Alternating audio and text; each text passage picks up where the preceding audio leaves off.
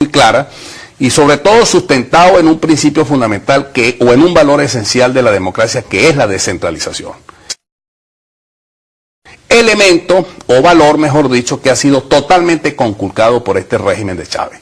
Nosotros creemos en una descentralización en cuanto se le dé poder a la gente, acercarle el poder a la gente, no como lo ha querido hacer este régimen, descentralizar todo, alejar por completo a la gente del poder. Solamente es Miraflores la que define los proyectos y la que va orientando políticamente a su proyecto desde el punto de vista marxista, desde el punto de vista totalitario, desde el punto de vista fidelista, y esa no es la idiosincrasia, ni eso está inserto en el acervo cultural, histórico, ni político de Venezuela, y mucho menos de Mérida. Dijo usted fidelista. ¿Se sigue sintiendo la incidencia de Cuba en Venezuela? Y sigue, y así lo hacen llegar a través de sus reclamos en la prensa escrita, televisada, etcétera, personalidades políticas de Bolivia, de otras partes de nuestra América, de Venezuela, en esos países. O sea, es como una cadena. Cuba ha influenciado en Venezuela y Venezuela influencia en otros países. ¿Sigue esa práctica? Sí, cómo no. En el caso, por ejemplo, de la presencia de lo que se ha denominado los médicos cubanos, técnicos en otras áreas, es posible que sí haya gente valiosa, hay gente que a lo mejor está cumpliendo un trabajo,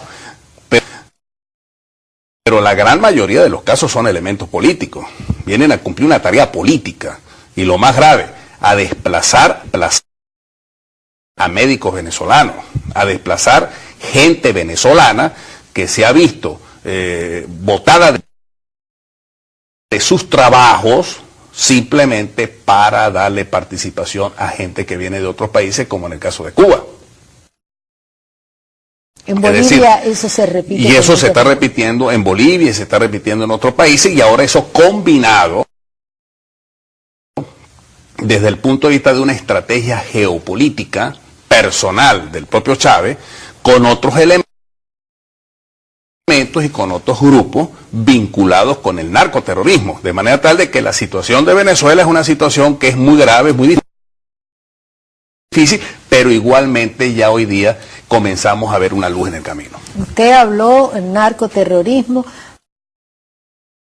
Aquí trae un periódico confirmado: capo colombiano más buscado fue asesinado en Mérida. Mérida es su estado. ¿Cuál es la situación de su estado en esa disyuntiva del terrorismo, del narcoterrorismo? ¿Qué nos podría decir? Esa noticia, ese hecho que acaba de suceder, es la mejor demostración que Mérida está invadida por el narcoterrorismo, que Venezuela está invadida por el narcoterrorismo bajo la mirada complaciente del gobierno. Incluso, para nadie es un secreto que de fuentes de seguridad del gobierno colombiano han venido señalando que en Venezuela existe gente vinculada con el narcoterrorismo que ha sido protegida por el propio gobierno. Porque ese señor que acaba de ser asesinado, según lo que sucedió en esos días en Mérida, que fue el miércoles 30 y jueves 31 del mes pasado, portaba una cédula de identidad a nombre de otra persona. Entonces, ¿quién les pidió, quién dio esa cédula de identidad a ese narcotraficante? ¿Quién se lo dio? Se lo tuvo que ver a un organismo público, que es el que se encarga de repartir la cédula.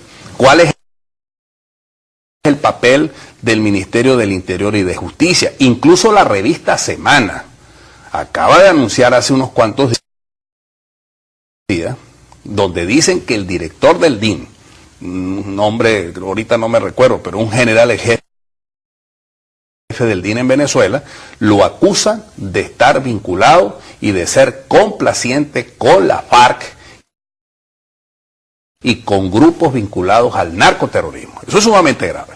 Ahora, esto no son inventos, está ocurriendo. Ese señor que acaba de ser asesinado es uno de los elementos más buscados por la DEA, por los organismos judiciales aquí de Nueva York y Washington.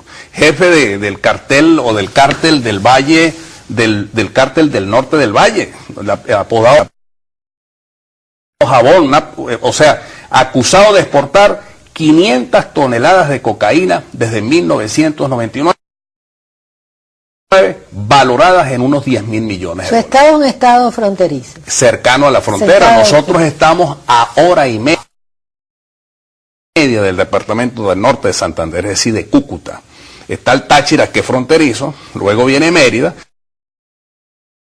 pero es toda una cadena. Y esto forma parte de la misma, vamos a decirte, esa connotación de grupos vinculados con el terrorismo, que por cierto el 14 de diciembre del año pasado hice una denuncia ante la Fiscalía General del país, de Venezuela, de la presencia de grupos islamistas integristas, en el caso del Hezbollah, en la Sierra del Perijá y en la Guajira venezolana, para convertir a integrantes de la etnia guayú y de la etnia guajira, para convertirlos en guerreros del Islam.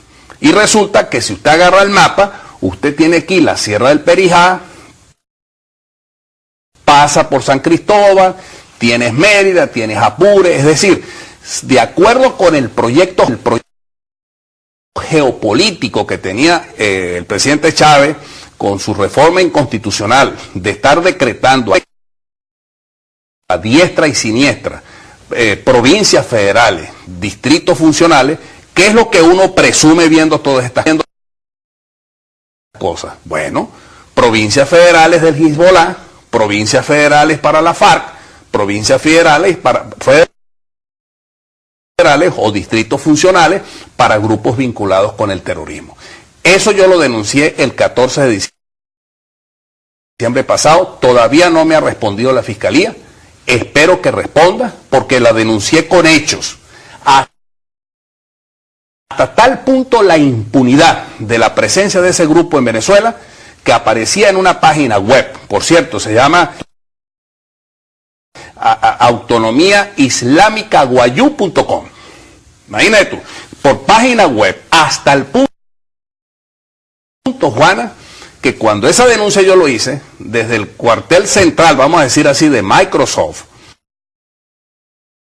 me mandaron a mí una carta y salió, por cierto, publicada en la página web, en un informe que mandó Microsoft,